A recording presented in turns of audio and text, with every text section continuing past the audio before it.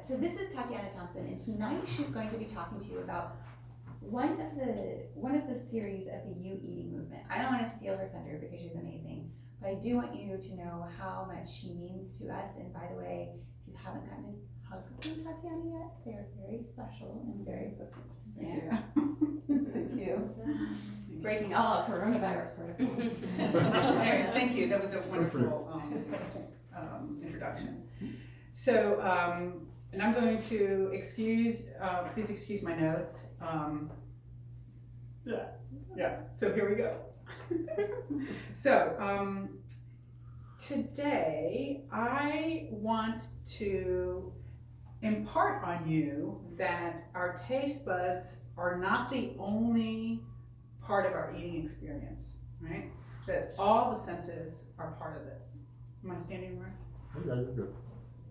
And they all come into play. And so today I want to teach you, show you how all 5 of our senses and more work when we eat, and learn how the environment influences our choices and our calorie intake, and to learn how to use all of the senses with every single bite. And we're going to have some experiences and some playtime with food. Yay! We could use some playtime. My mother told me not to play with my food. Well, yeah, right. Spell that myth, wouldn't you? And I was challenged because of the new rules and regulations that we're all kind of swimming with this week. And for a little bit further, I wanted to make sure that I bought things that were individually wrapped. Aww. So there was no issues with either nature's unwrapping, thanks to Kira's suggestion, and some plastic wraps and some, anyway. And then, so we'll figure things out as we go along. And you're probably wondering, what are we gonna do with all that? Soup. Cake. We're gonna make the meal individually. Right. So today it's about eating with all your senses. And this is my inaugural launch off to the You Eating movement. The You Eating movement is about how you eat,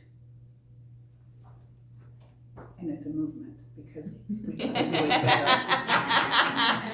Not a movement, a movement. Okay, so and I'm here because I love helping people figure out how to tune into their bodies better, tune into their gut wisdom. And I know that's a bit of a joke, given that I'm talking about food today, but really about our inner wisdom. We have a gut wisdom, we have an inner wisdom that we have forgotten how to tap into. Some of us are tapped in really well, some of us have gone in and out. So this is part of the work that I like to do, that I'm building off of Longevity Wellness and Dr. Cynthia and everybody else who's here. So, my question is, why are you here? What got you to come here? And Peanut Gallery, no answers. That's why we sat back here. And I don't know why. I saw you guys in the magazine, The Natural Awakenings. And Awesome. Awesome. And I just kind of Googled and looked up and saw seminars. Cool. Yeah. Thank you. Yeah. And what about the topic? Was it the topic that brought you here, or was it the place? It was the next. Well, I don't live too far from here, and then it was just the next thing coming up. So Awesome. I mean, all of them sounded great, but this was just like the next one. Awesome. Well, welcome. Thank you. Miss Lise? Me? Mm. Oh, I'm just here to support the center. So Thank you. Aw. That's it. that's it. And to bring my friend. I'm here because my friend brought me. Oh. I Is it have on? one Tatiana. I watch TV almost every time I eat. Sometimes I cannot eat without watching TV. Fascinating. So I'd like to learn how to cook that a little bit. Thanks for sharing that. And you, ma'am? Well, I'm interested right now for everyone who is sheltering in place or going to, that how we can be more comfortable with cooking again. And I mean, it's Wonderful. like, I love to go out a lot, and so And now what? And now what? Yeah. Yeah, exactly. Gentlemen, anything you want to add? I would say for me, I used to be a chef in a previous life, but I can't make all those fancy foods for myself, or I can, once in a while as a treat. So I'm just open to new ideas and new suggestions. Oh, wow, wonderful. Anybody else? I have the ongoing battle with food, so I'm here to learn another lesson and see how I can continue to move forward in my quest to make food a friend and not an enemy. Thank you.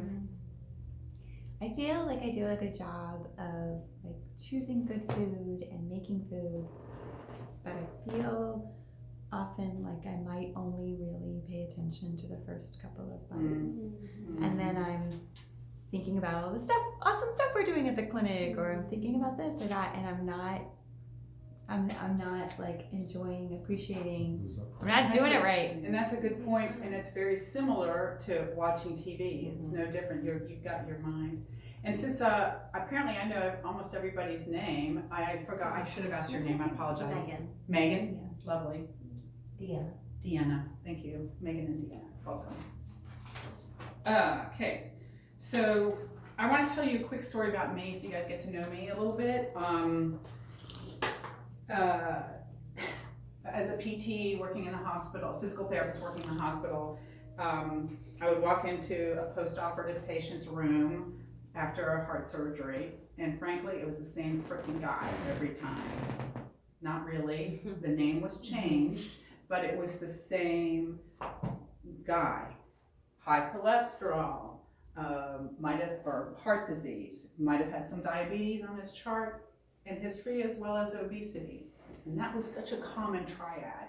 And then when I would meet up with him, he'd be kind of like, dang, I thought I was healthy. Everything was fine. Well, no, not really, but I was feeling fine. And, and I don't want to get up. I don't want to walk with you. It hurts too much. I thought this surgery would be easy. And so there was this disconnect, right? Where, quick fix. Yeah, he had a heart attack, had some blockage, but there's this idea that, surgery, yeah, sign me up, I'm okay. And they don't realize that it's really hard. It's hard on the body. It's cutting you open. And it's hard to recover from that. A lot of guys, they did fine.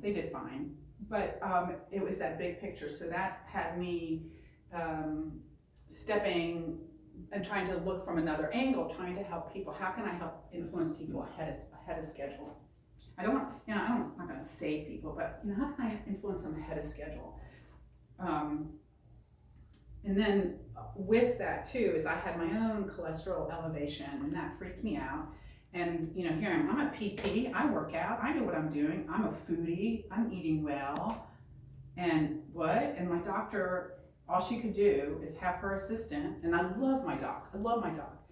All she could do was tell her assistant to call me and say, well, just lay off the sugars and, lay off the sugar, no breads, whatever. It's like, you should see my house. My kids don't like me because I only have the Ezekiel bread, which is made, as my husband likes to say, made from wood shavings. so and I tell my kids to drink water all the time. You're in a bad mood, drink some water. But anyway, so that was our thing. It's really good advice. But this is where, and it took years for me to kind of get to this place, and I had the freedom, fortunately, to experience and explore what health coaching is about, experience and explore what healing my own body was about, and all of that just brought me to this front end and about wanting to hit people up from the beginning. Well, yeah, because I'm kind of that kind of gal. And so, I know. So yes, I'm sorry. And so I picked up. I'm still licensed as a physical therapist, and I love doing that. But I have focused completely on doing this work. I've studied some with a health coaching institute and received and worked on 3 different certifications, and I love the work. It's given me so much more depth of what I can do. Sorry, I can't do that. So, talked about the you eating movement. We're going to talk a little bit about food for survival, science of our senses when we're eating, how the environment impacts how we eat and how we get nourished, and then we're going to experiment with some food. So, I already talked a little bit about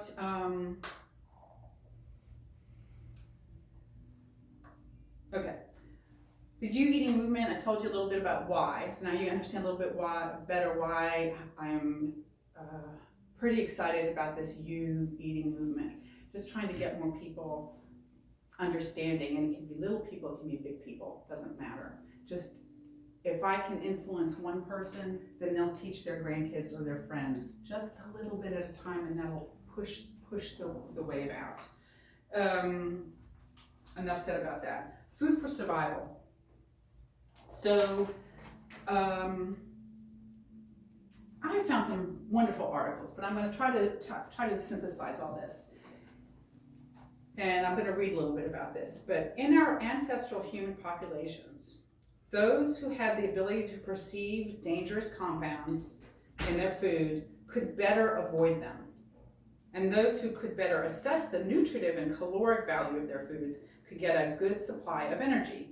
But of course, if you had both of these abilities, then you would have had a distinct selective advantage and were most likely better nourished and healthier, and the result more likely to reproduce and pass on that set of genes, right? So I'm talking about Cro-Magnon man from 20, 30,000 years ago.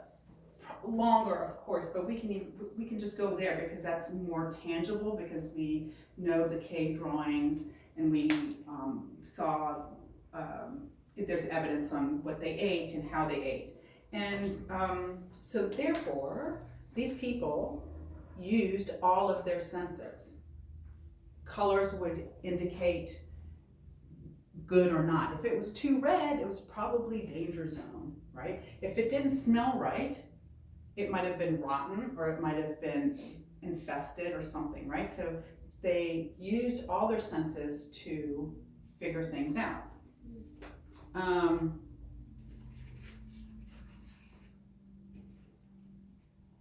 So when we use our senses, and I've got these sheets, but I think I'm going to pass them out later. So we use our sight, right? We look at food. You look at the color. You can see the texture, right? So you can look and see what you might be wanting as food. The smell gives you all sorts of indications. If you have a good scent, then you can differentiate between probably a really nicely ripe berry and a less so. The riper berry is going to have more nutritive components in it, all right? Unfortunately, as human beings, after because we're so far from the ground, we don't need to smell our way around, and we're not close to the ground to smell things. But like if you think of our dogs, their dogs are way close to the ground, and their nose and sense is quite developed, right? And so they really know their way around with sense. They'll tell you what's good food and what's not. But if you have dogs. The first time. They eat cat poop. They don't all know what things to eat. But cat poop has really good nutrients. It's high in nitrogen. Mm-hmm. The first time I brought home a bag of standard. I'm sorry to burst your voice. The first time I brought home a bag of standard processed, my dog went like just nose down. Really? Yeah, like I'm like, it's in boxes and in glass bottles. So how was- Interesting. I hadn't even thought of doing that with our dogs. Okay, good. Yeah, so, well, and so then the curious part says, I wonder why they do eat the poop. You know, beyond the gross factor, but there's something compelling, right? There's again, talking about the scent of an animal, Yes, my brother-in-law had a wolf, yeah, and the wolf is a scavenger, and they will pretty much eat anything, yes. except he sniffed a McDonald's burger, and he would not eat it. Really? Wow. And he sniffed a That's funny. Burger King burger, and he would not eat it. But he would eat all kinds of crap. For real, for real. For real, for serious, yeah. What if you would eat a Beyond Burger? I don't know. That's a significant, you know, that's something to ponder. Uh-huh. But I gotta keep talking. So, and then we've got touch. Yeah, really. And then we've got touch, right? So what's the food feel like in your fingers? What does it feel like on your lips, on your tongue, on your teeth, right? Because we've got lots of different sensations on the roof of your mouth, right? So touch goes all sorts of places. Sound. There's a sound to your food, all right? How does it sound when you know, and I'm going all for greens, vegetables, because those are things that I'm thinking of pulling up, but Celery, apples, mhm. crunchy things, Yeah. nuts. And the difference between a crisp, nice apple versus a mushy apple or a mealy apple, which one's probably has more nutritive value? Probably the crisp one, I think. Although, you know, with engineering, I'm not sure if they work on that part too, but right. Also, the sound that food makes on your plate, because we eat on plates usually. What's the sound it makes? Is it pleasing? Is it not pleasing? What's the sound that it makes? What's the sound that it makes when you chew? After a while, things get mushy, right? And then the taste, of course, taste. I'm not going to talk about where the salt and sweet stuff is, doesn't matter, because it's whether, the bottom line is whether you like it or not, and whether it's attractive to you or not. I bet Dr. Cindy could talk to different diseases will manifest different cravings and different needs for different types of foods, whether it's salty or sweet, especially in Chinese medicine. And when the liver gets blocked up, you lose your sense of taste, which is That's a interesting. really lousy card to pull for a foodie, especially. Yeah.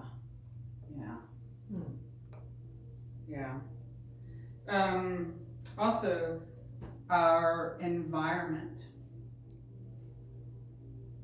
What kind of environment are you creating for yourself when you're eating? Is it your favorite china? Are you setting a place? Are you embellishing it with candles, special fun goblets to drink water out of? It doesn't have to be wine, right? I do. Yeah. You know, eating versus eating on the run, or eating at the coffee table, or eating on your lap. You know, these are all a variety of things. Texture. So it's not taste, it's not touch, because I want to put it in a little bit of a different area. So texture of food. So when you've chewed on it for a while, how does it really taste? Or how does it feel? You know, I wonder if some people who are fast eaters and fast swallowers maybe don't like a texture. What's that about? Being curious about these kinds of things. Thank you. So, what we're gonna do is, you're gonna have a choice of things. I've got oranges, I've got prunes, I have No prunes. mushrooms. I love mushrooms, I love the texture of mushrooms, so I was gonna play around with mushrooms. And since they're big enough, we can pull out around them. So pass something along if you want it, don't want it, move it on. And here's like these individual little pruning guys. Or take a few items if you wish. Do you want any of that? I never noticed how much these look like donuts before. Does anybody want a little orange? Oh, thank you. Yes.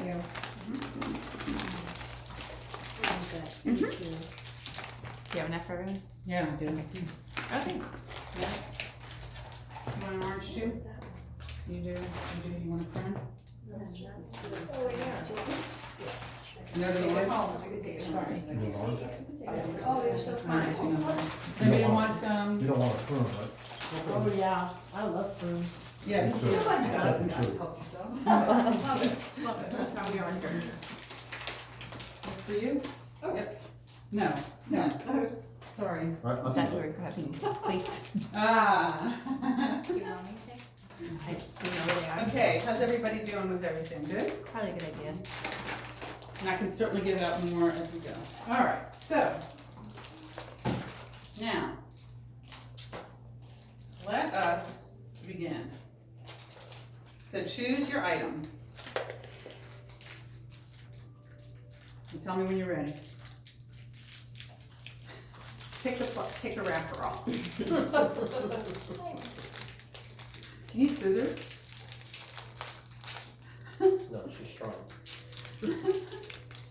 So, is this a wrapper on this one? Well, I just realized I might have just kind of screwed things up here a little bit, but, excuse me, put my foot in my mouth, but yeah. But it's okay, Oh, thanks. cause it will start this way. Okay, so now, I want you to start, oh, thank you. There you go, that helps. So, let us. Oh, for crying out loud, sorry about that. So let's feel it. What does your item feel like? What are you noticing? It's cool. It's cool. Temperature, good job. Sticky and Sticky, gooey. yeah. Sticky and gooey. That's exactly what I was thinking. Sticky and gooey. Hard. Mhm. Rough. Yeah. Mine's kind of weird feeling. I don't even have a feeling, but it's cool. So what is it? Yeah, so you Spongy. check out, so you might hold it in your palm if your hand, if it's appropriate. So you check it out, right? What does it feel like? And then look at it. What are you noticing about it? There's shape. There might be divots in it. There might be different colors.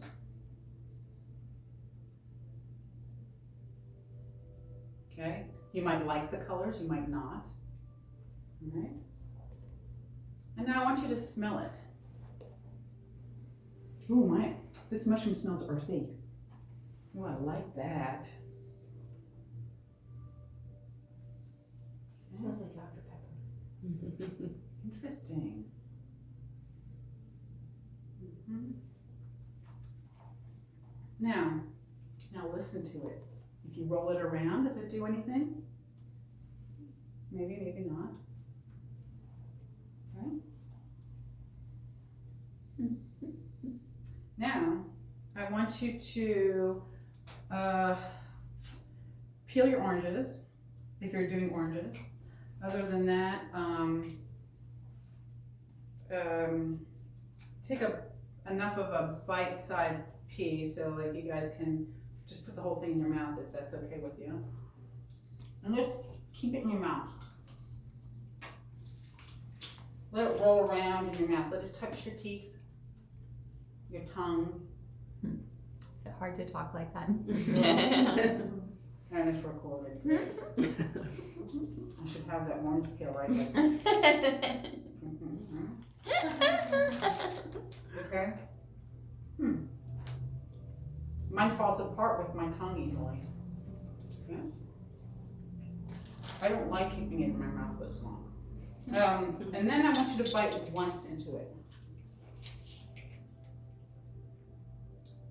Is it juicy? Does juice squirt out? You know, what happens? Is it sticky? Is it weird?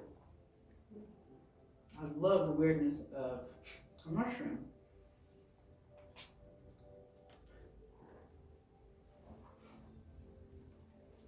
Took Now- a while to open the wrapper. Yeah. Now, I want you to chew it for texture, chew it for taste, and chew it until it dissolves in your mouth, so to speak. And then as you swallow it, feel it going down your throat. Is it pleasurable? Is it nice? Did you chew it enough? All right. So let's do this again at your own pace with another item if you wish or not.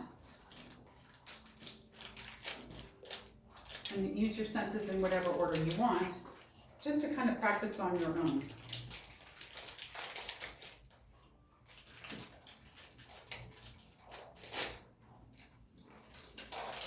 I see your face. You see your face? Oh, yeah.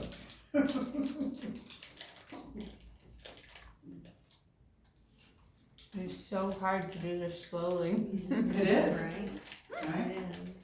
I'm a Okay, it's not fast just eater. me. I'm a fast eater, typically.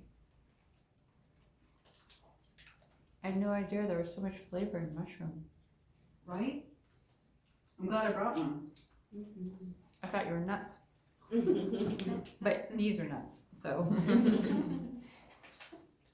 All right.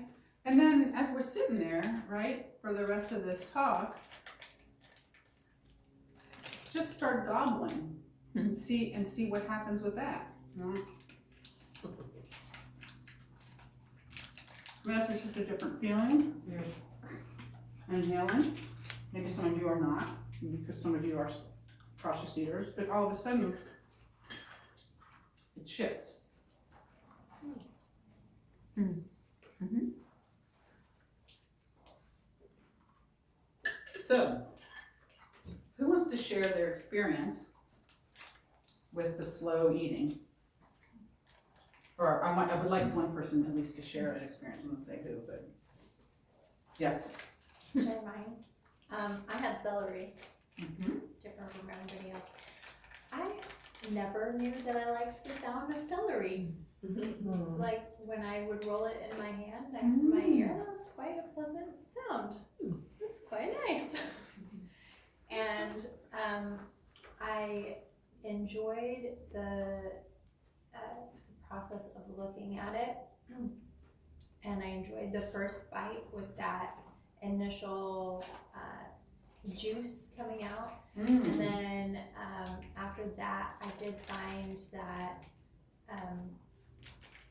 if I chewed slowly, then I was able to focus more on what I was chewing. But if I started to speed up my chewing, then my mind would start to wander. Interesting. Mm-hmm.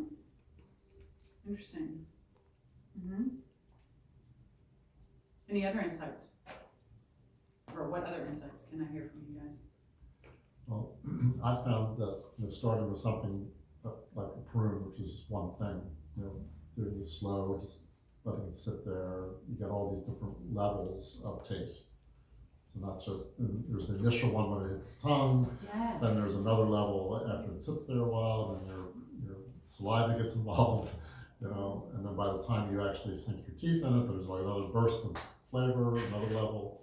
So there was all these different levels of taste as well as sensation from the teeth in the mouth, doing, so that's the feeling part of it. And then I went to the nuts, and of course with the nuts, if you just do one nut, I was doing 3 different things. So there was a nut, then there was a raisin, a cherry, and then an almond. So there 3 different textures simultaneously, and that was like complicated and confusing at first, just letting it sit there.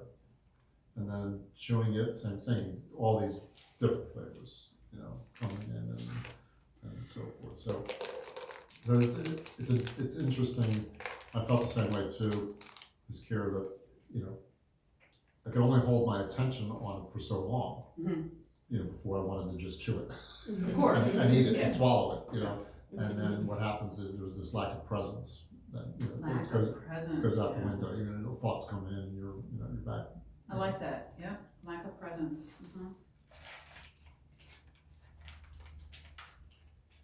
Anybody else? I noticed that when I eat quickly, the mechanics of the experience change so that I'm mostly using the tip of my tongue, and the flavor of what I was eating was completely different than it was when I was eating slowly and it was hitting all of the taste buds on my tongue. Interesting. Yeah. So that kind of brings me back to a little bit of physiology of how the digestive nutritional aspect goes, but we start our digestive process, our nutritive intake starts, well, probably energetically before it comes into our mouth, but starts in the mouth because the saliva gets stimulated with the food that we have in there. That saliva starts breaking, has different enzymes in it that starts breaking down the nutrients, and already it's going into your body because you're swallowing a little bit and it's getting absorbed through your soft tissue inside. So already your body is getting all of this. If you just pop this mushroom in your mouth, you're missing. It's almost like the conveyor belt. You missed.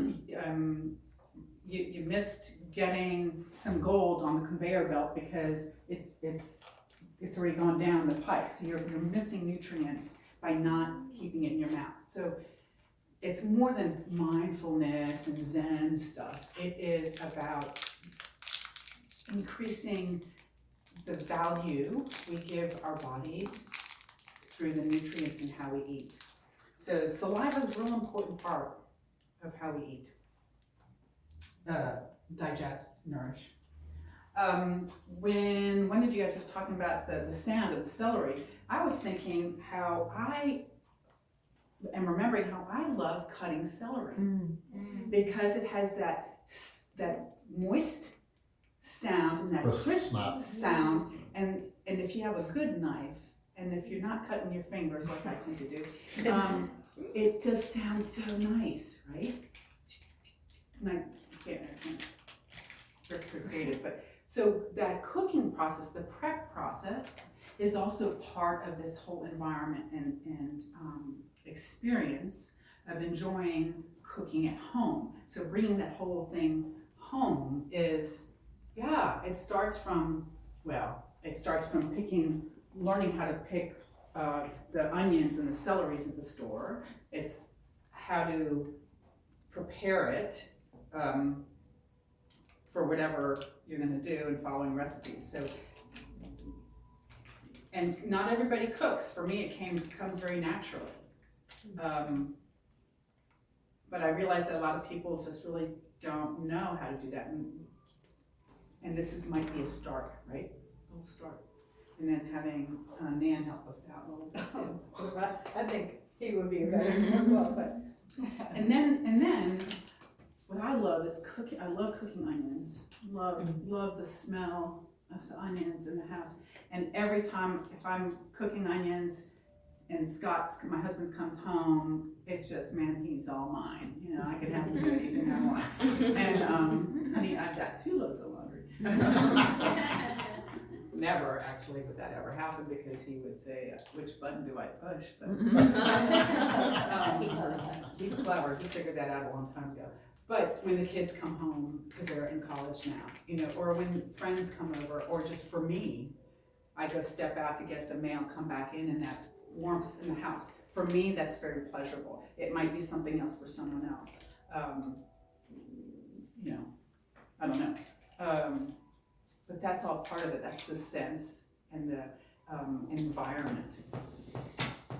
Thank you for sharing. So now, I'm going to set you through a little bit of a visualization that you're going to do. So I'm going to have everybody sit nicely and comfortably with your feet on the ground. Both feet. And hands comfortable. Close your eyes. Take a nice deep breath in through your nose as deeply as you can into your belly. And then exhale through your nose or mouth, however you're comfortable. Just take another nice deep cleansing breath. And exhale. So now, I want you to imagine a meal tomorrow. I want you to think of how you're going to set up the table that you're going to eat at. What's the environment going to be like? Do you have special china that you like to use? Do you have special colors that you like to include? Maybe a special cup. Maybe you don't have any of these things. What can you do to embellish on that and play around with what you do have?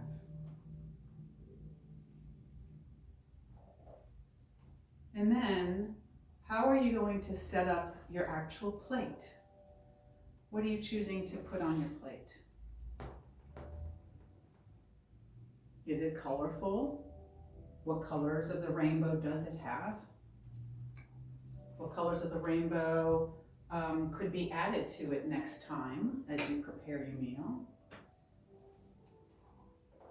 And then how does it smell as you are sitting at the meal, sitting with your plate? Put your nose into it. Inhale it. What are you smelling? What are you liking about it? What additional spices does it need or could it use? Then pick up your utensils. How do those utensils feel in your hand? Do you like the feel of them? Are they heavy? Are they light?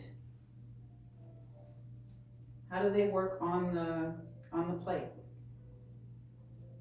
And then you scoop up that first bite. How does that first bite feel on your tongue and in your mouth? Swirl it around. Love on it. Enjoy it. Identify adjectives, descriptions about what you're feeling on your tongue and your mouth. How does it taste? You did really well cooking this meal, putting it together. And as you chew, does the flavor change? Does it remain the same? And then you swallow. Follow its path as long and as far as you can. And then repeat.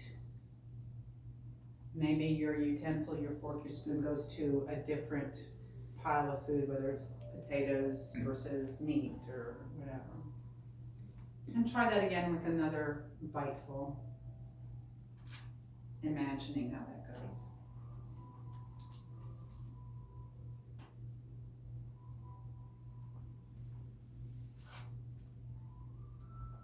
And then when you're ready, come back, wiggle your toes, wiggle your bottom.